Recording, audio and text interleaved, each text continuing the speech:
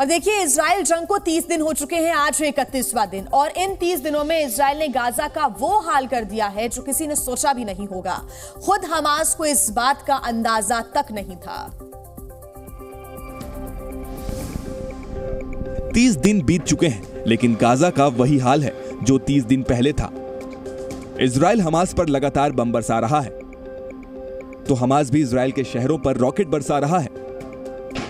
IDF ने जानकारी साझा करते हुए बताया कि गाजा पट्टी में 36वें डिवीजन का अभियान जारी है। डिवीजन की भूमिका गाजा शहर को घेरना, महत्वपूर्ण संपत्तियों और हमास आतंकवादी संगठन के मुख्यालय सहित चयनित लक्ष्यों पर हमला करना और उसे नष्ट करना है। हालांकि हमास को मदद करने वालों की कमी नहीं है। लेबनान मोर्चे पर हिजबुल्लाह हमास की मदद कर रहा है और एक यमन के मोर्चे पर हूती विद्रोही हमास के लिए इजराइल से दो हाथ करने को तैयार हैं। एक तीसरे मोर्चे पर ईरान भी है जो हमास को हर मदद देने की बात कर रहा है। साथ ही ईरान के सुप्रीम लीडर ने सभी मुस्लिम देशों से अपील की है कि वो इजराइल के अत्याचार के खिलाफ एकजुट हों।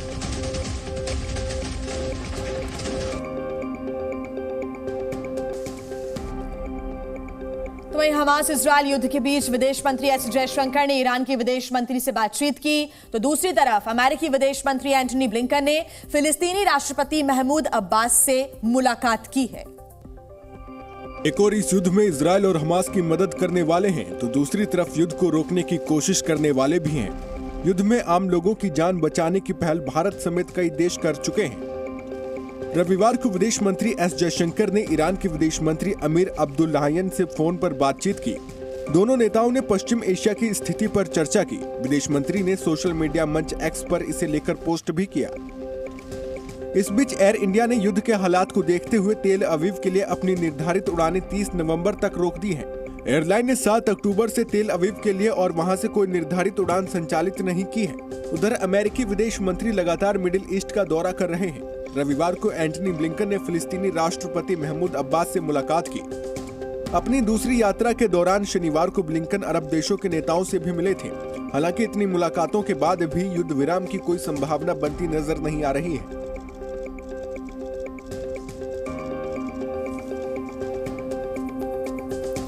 वहीं देखिए, इंडिया गठबंधन के अंदर आपसी खींचतान धीरे धीरे सबके सामने अब खुलकर आने लगा है। जी हां, अखिलेश यादव ने रविवार को कांग्रेस के सीएम उम्मीदवार कमलनाथ पर करारा तंज कसा।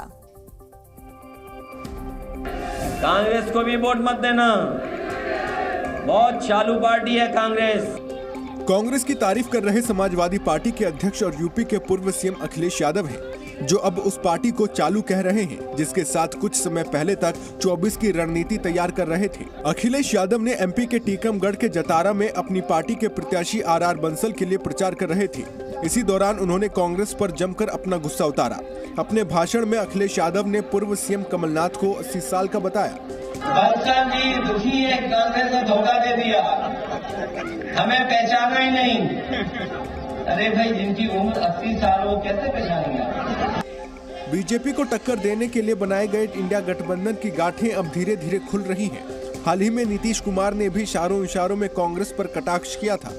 5 जगह विधानसभा का चुनाव है, तो कांग्रेस पार्टी तो उसी में ज्यादा इंटरेस्टेड है। उधर बीजेपी के स्टार प्रचारक प्रधानमंत्री नरेंद्र मोदी ने एक बार फिर दावा किया कि एमपी में तीसरी बार बीजेपी की ही सरकार बनने जा रही है। और आइए अब बात कर लेते हैं छत्तीसगढ़ की, जहां पहले चरण का प्रचार थम चुका है। ऐसे में सभी का ध्यान अब मध्य प्रदेश के चुनाव पर आ गया है, जहां 17 तारीख को वोटिंग होनी है। हालांकि छत्तीसगढ़ में यहां पर दूसरे चरण की तैयारियों ने भी अब जोर पकड़ लिया है। 5 राज्यों के चुनाव में एमपी, छत्तीसगढ़ और राजस्थान के चुनाव बेहद रोमांचक हैं। इन तीनों ही राज्यों में बीजेपी और कांग्रेस की सीधी टक्कर है। छत्तीसगढ़ में पहले चरण के लिए प्रचार का शोर भले ही थम गया है, लेकिन दूसरे चरण की तैयारी ने जोर पकड़ लिया है। मध्य प्रदेश के चुनाव, जहां 17 नवंबर को मतदान होना है, वहां भी रैलियों का दौर लगातार चल रहा है। बीजेपी के राष्ट्रीय अध्यक्ष जेपी नड्डा आज धर्म जयगढ़ और लैलूंगा में आयोजित रोड शो और जनसभा को संबोधित करेंगे। रक्षा मंत्री राजनाथ सिंह दोपहर 3 बजे ग्वालियर ग्रामीण और शाम 5:30 बजे रायसेन के भोजपुर में रैली करेंगे। केंद्रीय मंत्री स्मृति ईरानी आज जिले के धमतरी और कुरूद विधानसभा में रैली करेंगी। असम के सीएम हिमंता बिस्वा शर्मा जांजगीर चांपा जिले का दौरा करेंगे। छत्तीसगढ़ के सीएम भूपेश बघेल दुर्ग में तो प्रियंका गांधी वाड्रा की इंदौर समेत कई चुनावी रैलियां होंगी। एमपी कांग्रेस अध्यक्ष कमलनाथ छिंदवाड़ा में 4 चुनावी जनसभाओं को संबोधित करेंगे। समाजवादी पार्टी अध्यक्ष अखिलेश यादव कटनी में प्रचार करेंगे। बीएसपी अध्यक्ष मायावती अशोकनगर में आम सभा को संबोधित करेंगी। वहीं उत्तराखंड के दौरे पर पहुंचे कांग्रेस के नेता राहुल गांधी ने केदारनाथ धाम में पूजा अर्चना की। जॉली ग्रांट एयरपोर्ट पर उतरने के बाद राहुल गांधी हेलीकॉप्टर के जरिए सीधे केदारनाथ पहुंचे। कांग्रेस सांसद राहुल गांधी रविवार को उत्तराखंड के 3 दिवसीय दौरे पर हैं। कल वो उत्तराखंड में सबसे पहले केदारनाथ पहुंचे और बाबा केदार की विशेष पूजा अर्चना की।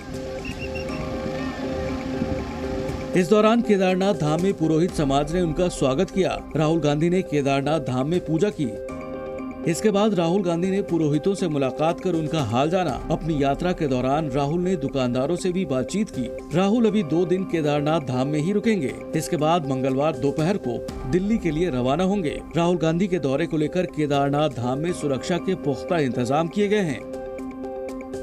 राहुल गांधी का निजी दौरा होने की वजह से पार्टी नेताओं और कार्यकर्ताओं से उनकी मुलाकात का कोई कार्यक्रम तय नहीं है। राहुल गांधी पूरे 8 साल बाद दूसरी बार केदारनाथ आए हैं। इससे पहले साल 2015 में पैदल चलकर राहुल गांधी केदारनाथ आए थे। राहुल गांधी केदारपुरी में किस धर्मशाला में रुकेंगे, इसका खुलासा नहीं किया गया है।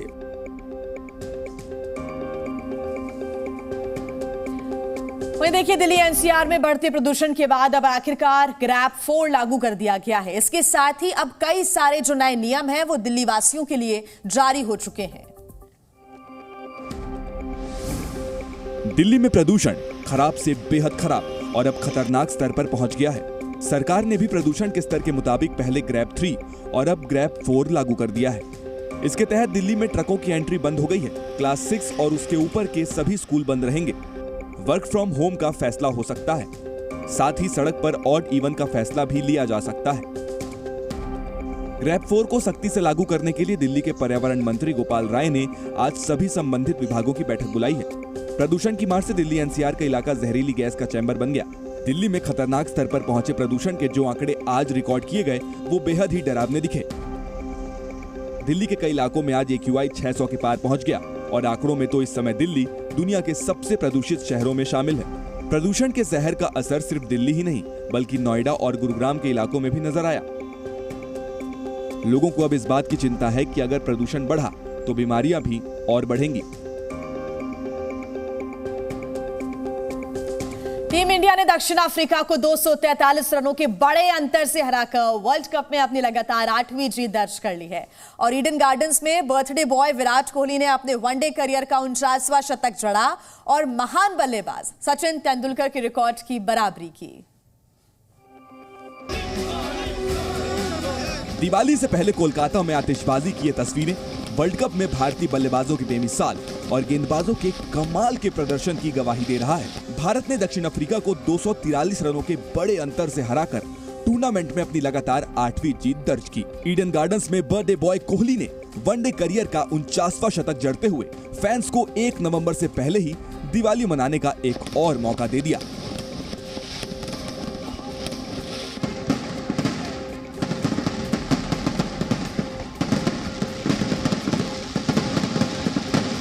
जीत गया भाई, जीत गया।